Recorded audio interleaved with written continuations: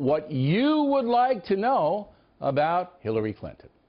Rosemary Browning, who lives in Murfreesboro, Tennessee, asks, what is Hillary Clinton's stand on Black Lives Matter? Mostly supportive, Rosemary, even though her husband scolded the group for interrupting his speech. No Democratic candidate would dare call out Black Lives Matter, and Mrs. Clinton is no exception. Young people have taken to the streets, dignified and determined, urging us to affirm the basic fact that Black lives matter.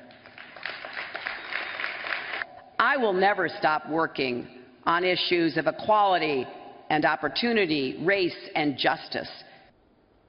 Second question from Cynthia and John Mesher, who live in Ocean View, Delaware. There has been some speculation about Hillary Clinton's health. When did she last release her medical records? Secretary Clinton's doctor, Lisa Bardak, released a summary of Mrs. Clinton's health in July 2015.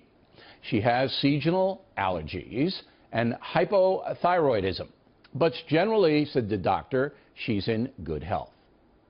Hillary Rooney, who lives in Stuart, Florida, wants to know, how did Hillary Clinton get a concussion that occurred just before she was about to testify on the Benghazi situation? In December 2012, Secretary Clinton fainted while sick with a stomach virus. She fell and sustained a concussion. During treatment, a blood clot was discovered in her skull and was neutralized with blood thinners. Mrs. Clinton's testimony on Benghazi had to be delayed because of that. Later, she told the FBI she could not recall some of the briefings she received around the time of the concussion. Joe Schreiber from Costa Rica. Why did Hillary Clinton not respond to former Ambassador Christopher Stevens' recommendation to move the U.S. intelligence facility in Benghazi? We can find no evidence the ambassador ever made such a request. He did, however, ask for increased security for American personnel in Libya. That was denied by Undersecretary of State Patrick Kennedy. Secretary Clinton was asked about the security screw-up at the House Benghazi hearings. You know how many security requests there were in the first quarter of 2012? For everyone or for Benghazi? I'm sorry, yes ma'am, related to Benghazi and Libya. Do you know how many there were? No, I do not know. Ma'am, there were just over 100 plus. In the second quarter, do you know how many there were? No, I do not. Ma'am, there were 172-ish. Might have been 171 or 173. That's how many were there in July and August, and then in that week and a few days before the attacks? Do you know? There were a number of them. I know that. Yes, ma'am. 83 by our count. That's over 600 requests. You've testified here this morning that you had none of those reach your desk. Is that correct also? That's correct. Bottom line, former Secretary of State maintains she was unaware of any security request from Libya. Sue Boyd writes from Las Vegas. What was the flesh-colored device in Hillary Clinton's ear when she was talking to Matt Lauer earlier this week?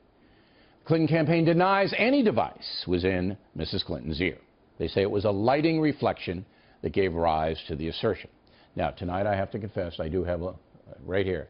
This is so the director can yell at me. His name is Chet. I'll give you his home address at the end of the program. All right, Ronald DeAngelis, who lives in Stamford, Connecticut, wants to know what Hillary Clinton's association with the radical writer Saul Alinsky was.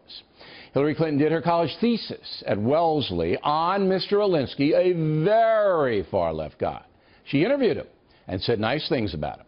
He offered her a job, which she turned down to attend Yale Law School. Ironically, in high school, Hillary Clinton was a big Barry Goldwater supporter, about as far away from Saul Alinsky as one can possibly get. Next question from Tony Ford, who lives in Las Vegas as well. What are the facts in Hillary Clinton's leaving the Watergate investigation? She left because President Nixon resigned. As an attorney working for the House Judiciary Committee, her work was over when Nixon took off in that helicopter and departed for California. Now, there were reports she was fired from her job. Those are not true. John Chevette, who lives in Topsham, Maine, wants to know if an American citizen can sue Hillary Clinton or any other federal official if they don't like their conduct in office. A 1985 Supreme Court decision makes it almost impossible to win a legal judgment against a government official over job performance. It's a lot of mumbo-jumbo in the ruling, but that's the end game. And finally, Dr. Corinne Michaels from Manhasset, New York, wants to know where Bryan Pagliano is. Mr. Pagliano, a longtime aide to Hillary Clinton, worked at the State Department and handled her private server at her Chappaqua, New York home. The FBI granted Pagliano immunity in the email case, but what he told the Bureau remains a mystery. And where he is right now, also a mystery. Very good questions. In fact, I'm going to give a copy of my new book, Killing the Rising Sun, to Cynthia and John Mesher, who asked about Mrs. Clinton's medical records. That's a very important thing. Now, on Monday, we will answer questions about Donald Trump. You remember him. What do you want to know about Trump? It will be in the Talking Points memo, same format, okay?